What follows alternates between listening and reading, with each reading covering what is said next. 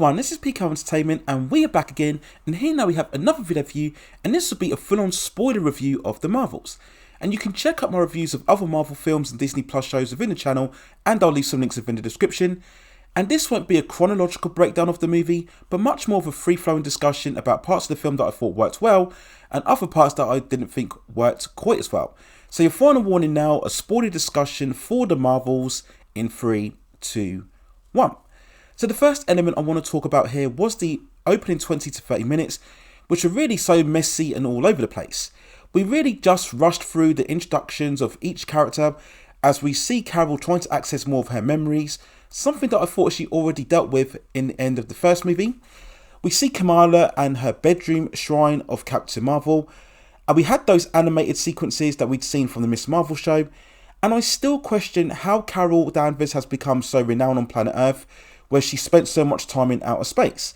This has even been alluded to in the film in the later discussions between Monica and Carol, and this was one of the reasons why she didn't want to speak to Carol, because she felt Carol had broken her promise when she told her that she was going to return shortly. This was back when Monica was, of course, a little kid. And at this stage, the movie just didn't give us any time to know these characters, especially if you haven't watched any of their previous entries, before we start going into all of the body switching, whether they're fighting the Kree in the Saber base, whether it's in Kamala's parents' house, or in the planetary moon where Carol was at the beginning. And all this time I kept thinking, how exactly is Kamala able to survive? Yes, she has established herself as a hero in her own series, but being capable enough to take on the Kree warriors in an environment that she hasn't been in before, I really wasn't so sure about that whole idea. And as everybody's falling through portals or through the sky, this is when the movie became really unwatchable, and you're just rolling your eyes at this stage thinking, what the hell are we actually watching here? But it does settle down, and as I mentioned in my non-spoiler review, the best part of the film was probably the quieter scenes with all of the three main lead characters. This is where the chemistry really shone through, and I really like the scene where we see the friendships really bonding, and we get the training montage of them discovering and adapting to each other's skills and abilities. And this is very much something that was needed in terms of the story. I felt it was a very good choice that they didn't have these characters automatically know what to do straight away. It was a really good vital part of their character development. And I enjoyed all of the montages where we see them skipping ropes and jumping around each other. This is one of the times when the energy and the dynamic really felt more organic rather than forced. Now the film did attempt to add more to their backstories when we had that moment where they were using the memory devices.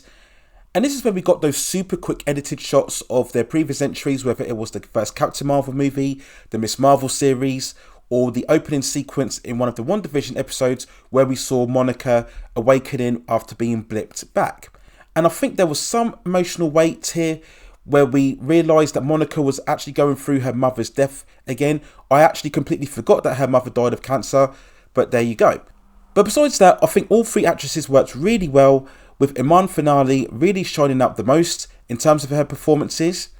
And strangely enough, it actually got me more enthused to see a further instalment of her character, whether it be a season 2 of Miss Marvel or whether she would actually get her own movie.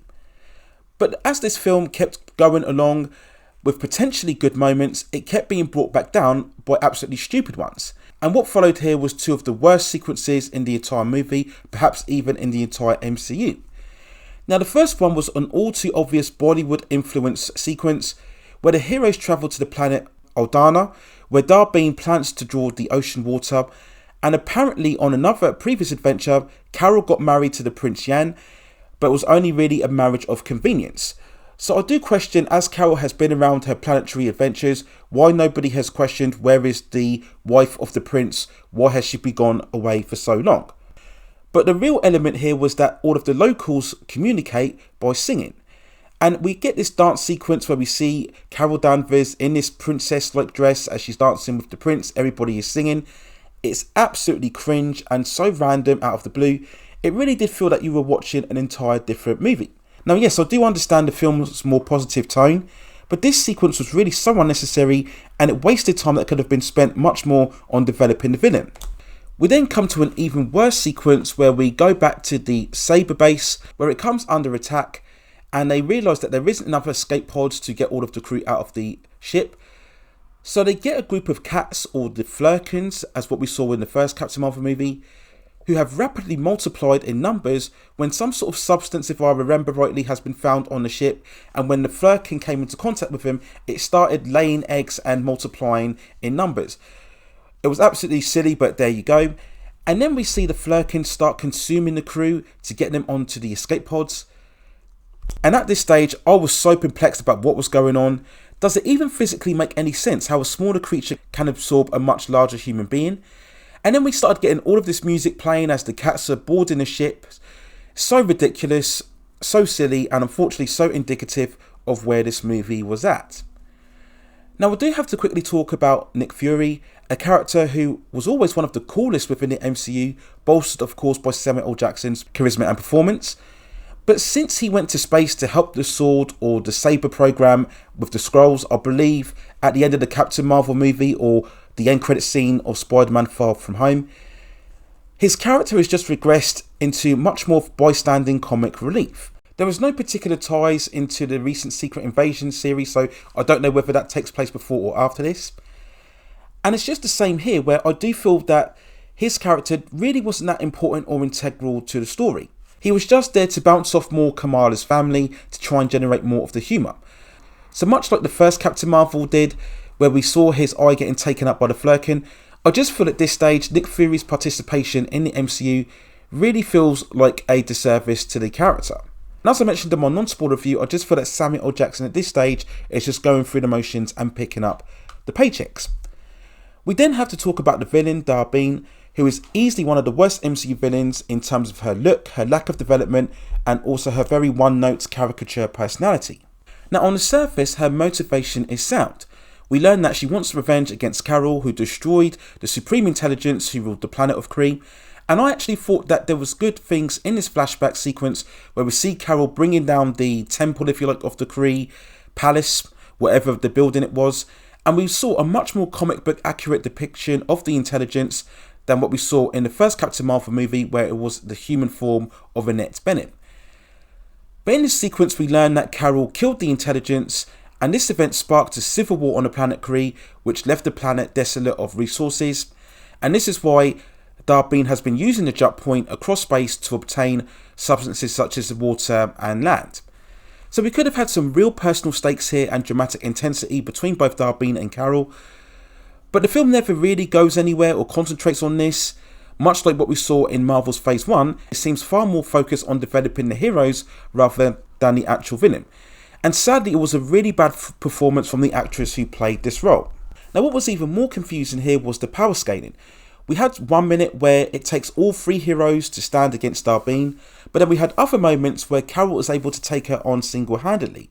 I think this is again one of the bigger issues in terms of Captain Marvel, is that they don't quite get a grip on her particular power set. We see her at multiple times being able to outrun ships and fly into the sky and take on multiple adversaries single-handedly. And when you're watching these sequences, you think surely Darbine can't hold a candle to her.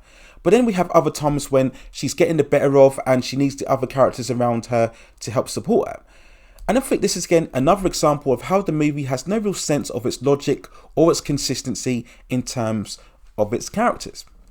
So we then go on to the film's climax, where we see the 3 heroes defeat Darbine so easily, where she actually destroys herself by trying to use both of the bracelets, which ends up opening another tear in the universe, and this causes herself to basically get destroyed. Monica flies out to close the portal and gets sucked into another universe as Carol fails to save her. We see later on that Carol then flies into the Kree homeworld of Harlem and resuscitates the power of the sun in order to restore the planet. Again, another massive leap in the whole character's power scaling, as I mentioned before. We then see later on Kamala's parents moving into a new house in Louisiana, I think it was. And then we have Carol and Kamala reuniting again and talking with each other in a plane.